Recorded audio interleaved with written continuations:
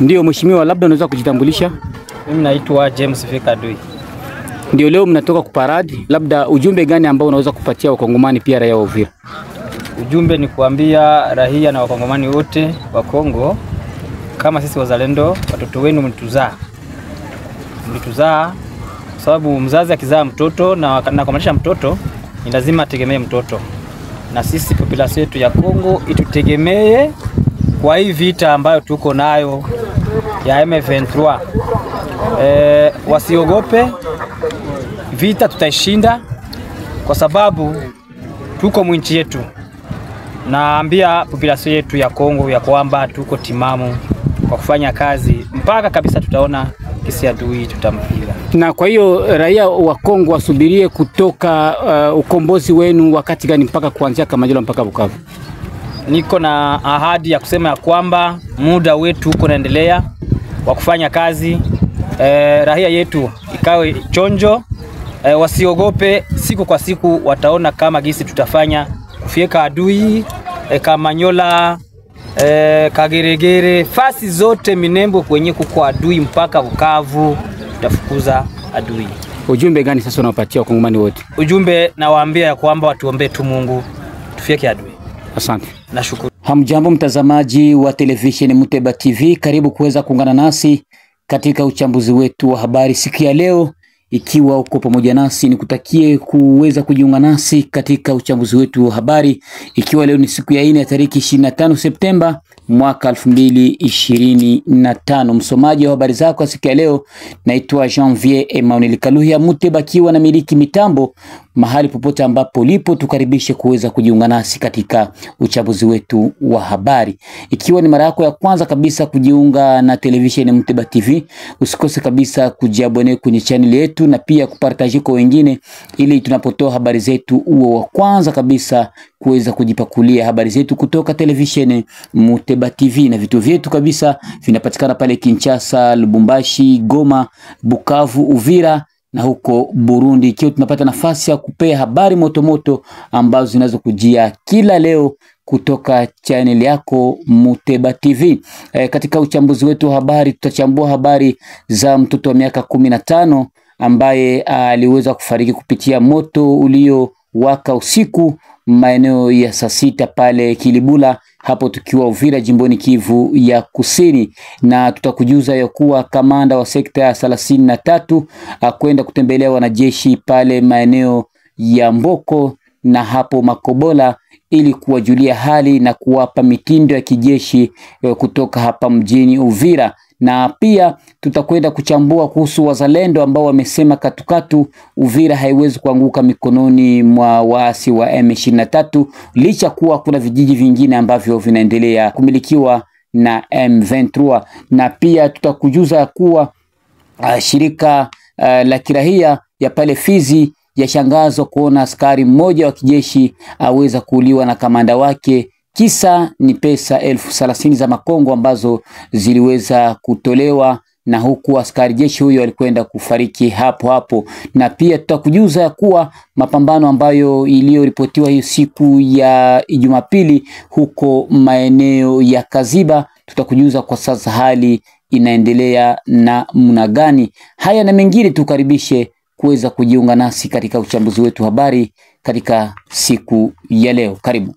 Naam, tukianza moja kwa moja katika uchambuzi wetu wa habari, tutachambua kabisa kuhusu wazalendo ambao wametangaza rasmi kuwa mpaka sasa wanaendelea kupiganisha ili Uvira isiweze kuanguka, na kuhakikishia raia wa Uvira kuwa hakuna hata siku moja M23 itaweza kukanyaga hapa Uvira, licha kuwa kunakuwa na mapambano ambayo yanaendelea kuripotiwa hapa na pale huko milimani na nafasi zingine. Lakini kwake Nalvumbu alisema kuwa mpaka sasa milimani inaendelea vizuri na wanaendelea kuikontrol vizuri, na wanaimani kuwa hakuna nafasi ambapo adui anaweza kupenya ili kufika hapa Uvira, licha kuwa kunakuwa na milio ya risasi ambayo iliweza kusikika huko maeneo ya Luinja, ili kwamba iweze kutafuta njia ya kuweza kupitia huko maeneo ya Mulamba na nafasi zingine, wakidai kuwa wana ile nia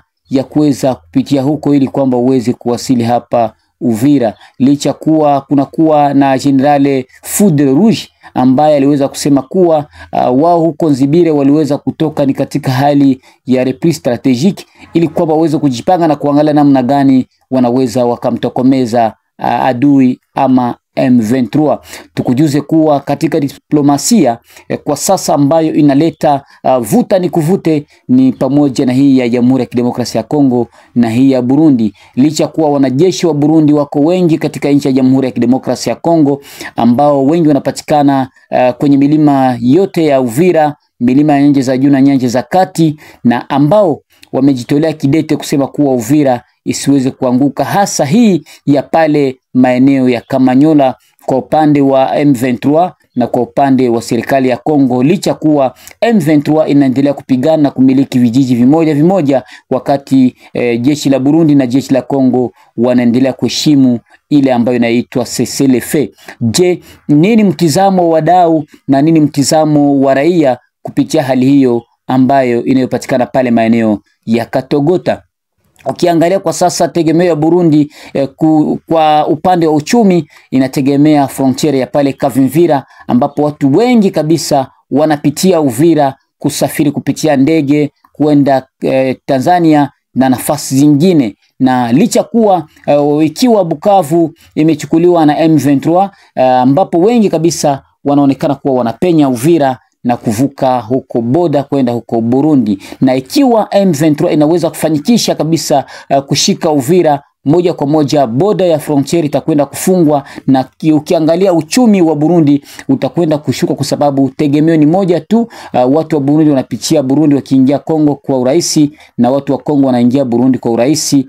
Licha kuwa ikiwa hivyo, kwa kuwa Burundi haitegemei Tanzania, kwa kuwa hakuna vitu ambavyo vinatoka Tanzania kwa wingi kuja Burundi, na ndio maana jeshi la Burundi limejitoa kidete kuhakikisha kuwa wanafunga mipaka yote na nafasi zingine ili M23 wasipate nafasi ya kuweza kupasua kufika hapa mjini Uvira. Raia wa Uvira na wengine kadhalika waendelea kuomba serikali ya Kongo kuhakikisha wanaanzisha mapigano, kwa kuwa hii kuwa na ukimya inasababisha kuwapa nguvu M23 na kuendelea kujipanga zaidi. Lakini ikiwa kutakuwa na mashambulizi ya ghafla, wana imani na matumaini kuwa M23 inaweza kukimbia Bukavu, Goma na nafasi zingine, kwa sababu hai yaelezwa kuwa kwa sasa huko maeneo ya Goma wanajeshi wa M23 wanaonekana kuwa ni wadogo, licha kuwa wanaendelea kwa deploy nafasi zingine huko Sud Kivu na nafasi zingine, kwa kuwa vita vinavyoendelea vikiwa sasa inaonekana kuwa wanajeshi wanaendelea kujipanga vizuri hapa mjini Uvira. Na tuzungumzie kuhusu uchambuzi wa habari wa kamanda wa sekta ya 33 ambaye ni Mheshimiwa Mwehu Lumbu, ambaye ni kiongozi wa kijeshi hapa jimboni Kivu ya Kusini, hususan hapa mjini Uvira. Alikwenda kutembelea huko maeneo ya Makobola na hapo Mboko, akitembelea wanajeshi kwenda kuwapa morale na kuwasensibilize, pia kwa mobilize kwa kujipanga ili kukabiliana na adui ambaye kila leo anajaribu kuteka Uvira na nafasi zingine, na yakiwa kizungumza kuwa Uvira imeonekana ni kapitali ya resistance ambayo imefunga kabisa M23 na mipango yao yote, ikiwa mpaka sasa wanaendelea kupiganisha. Wakichukua Uvira, wana imani na matumaini kwamba watapasua Kalemi na kuendelea nafasi zingine mpaka kule Kinshasa. Lakini amekwenda kuwapa wanajeshi morali na kusema kwamba wanatakiwa kufia nchi, wanatakiwa kutumikia Kongo, na hakuna askari yoyote ambaye anaweza kula kiapo kwa ajili ya kutetea nchi na pate nafasi tena ya kutrair nchi na kwenda kuonea hali. Pia ameahidi kuwa wanajeshi wako vizuri na wamejipanga vizuri na watafanya kitu kizuri. Katika hali hiyo, huko maeneo ya sekta ya Mtambala, ambapo yasemekana kuwa kiongozi wa FARDC afyatulia askari wake risasi na kufariki hapo hapo. Tukio hilo la kwenda kutukia huko maeneo ya sekta ya Mtambala, wakati mwanajeshi huyo aliweza kudai kamanda wake 30,000 za makongo, na kamanda huyo kumjibu kwa hasira. Licha kuwa na askari huyo alipotamani kuchukua silaha, kiongozi wake alimfyatulia risasi na hapo hapo kupoteza maisha. na kijana huyo ambaye amefariki kwa sasa, kamanda aliweza kukimbia nafasi isiyojulikana, ikiwa kiongozi wa shirika la vijana na shirika la kiraia maeneo hao waomba kubadilishwa kwa majeshi wanaopatikana eneo hiyo, kwa kuwa wanaendelea kuongoza vibaya na kunyanyasa raia. Turudi hapa Uvira. Hapa Uvira katika uchambuzi wetu tutachambua kuhusu mtoto mmoja wa miaka 11 ambaye alipoteza maisha kwa kuungulia ndani ya nyumba huko Kilibula. Ilikuwa ni hiyo jana usiku wa kuamkia hii siku ya 4 ya tariki 25 Septemba mwaka 2025. Habari zetu za karibu zaeleza kuwa moto siojulikana nafasi umeweza kuripuka ndani ya nyumba na kuweza kumunguza mtoto huyo akafariki. Vitu vingi vya samani, pesa na mbuzi 4 ziliweza kuungua ndani ya nyumba. Baba huyo askari alipotamani kwenda kuokoa mtoto wake, naye pia aliweza kuungua na kupelekwa kwenye kituo cha afya ambapo anaendelea kupata matibabu. Mpaka sasa chanzo cha moto huyo bado kujulikana imetoka wapi. Asante sana mtazamaji wa television Muteba TV, na ni hapa ndipo tunakomesha kabisa uchambuzi wetu habari kwa siku ya leo. Uchambuzi ambao uletwa kwenu naye Janvier Emmanuel Kaluya. Mitambo ilikuwa ikimilikiwa naye Muteba. Nikutakia usikilivu mwema wa vipindi vyetu ambavyo vinasalia kupitia television yako Muteba TV. Kwaherini.